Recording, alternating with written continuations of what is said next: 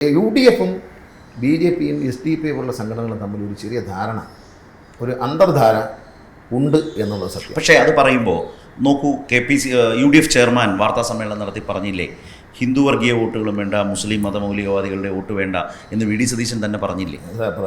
പ്രേമേന്ദ്രൻ പറഞ്ഞില്ലേ? സതീശൻ മത്സരിക്കുന്നില്ലല്ലോ. സതീശൻ എന്നും പറയാനില്ല. സതീശൻ പറയുന്ന മുമ്പേ പറഞ്ഞത് പുലി വരുന്നതെന്ന് പറഞ്ഞാൽ ആളുകൾ വിശ്വസിക്കില്ല. സതീശൻ അറിയാം. അതുകൊണ്ട് സതീശൻ പറഞ്ഞാൽ അത്ര മുഖലേക്ക് എടുക്കണ്ട.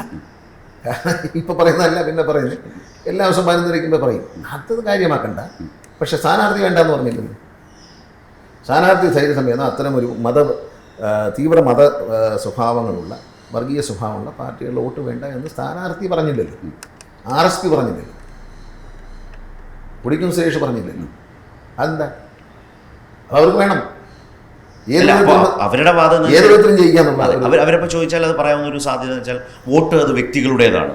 അപ്പോൾ തെരഞ്ഞെടുപ്പിൽ മത്സരിക്കുമ്പോൾ ആരും വോട്ട് ചെയ്യാം എന്ന് പറയുന്നത്. ഞാൻ പലപ്പോഴും പറയുന്നത് ഇത്തരം തത്വദീക്ഷയില്ലാത്ത ആളുകളെ, വാക്കിന് വ്യവസ്ഥയില്ലാത്തതും തത്വദീക്ഷയില്ലാത്തതും നാട്ടുകാരോട് പറഞ്ഞ വാഗ്ദാനങ്ങൾ പാലിക്കാത്ത ആളുകളെ നമ്മൾ വിജയിപ്പിക്കാൻ. താങ്കൾ പറഞ്ഞ കാര്യം കറക്റ്റാണ്. ഇപ്പോൾ തൃശ്ശൂരിൽ നിന്ന് വന്നൊരു വീഡിയോ ഉണ്ട്. SDP വോട്ട് വേണോ എന്ന് ചോദിക്കുമ്പോൾ K. മുരളീധരൻ താങ്കൾ ഈ പറഞ്ഞ ടോണിൽ നിന്നിട്ടാണ് സംസാരിക്കുന്നത്. ഇപ്പുറത്തൊരു ചായ കുടിച്ച് സുനിൽകുമാർ പറയുന്നു ഞങ്ങൾക്ക് വേണ്ട, RSSൻ്റെ വോട്ടും വേണ്ട, SDP-യുടെ വോട്ടും വേണ്ട എന്ന് പറഞ്ഞ നിലയിൽ പറയുന്നത്. അത് അയാളും സ്ഥാനാർത്ഥിയല്ലേ?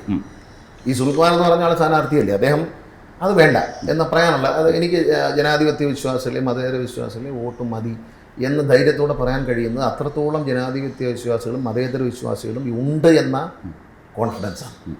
ആ കോൺഫിഡൻസാണ്. മറ്റവർക്ക് അതില്ല. ആരുടെ വോട്ട് കിട്ടിയാലും ജയിച്ച് കയറിയാൽ മതി, നമ്മളെ കാര്യം നടന്നാൽ മതി എന്നുള്ളൊരു സ്വാർത്ഥതയുണ്ട്. അതാണ് അതിൻ്റെ അർത്ഥം.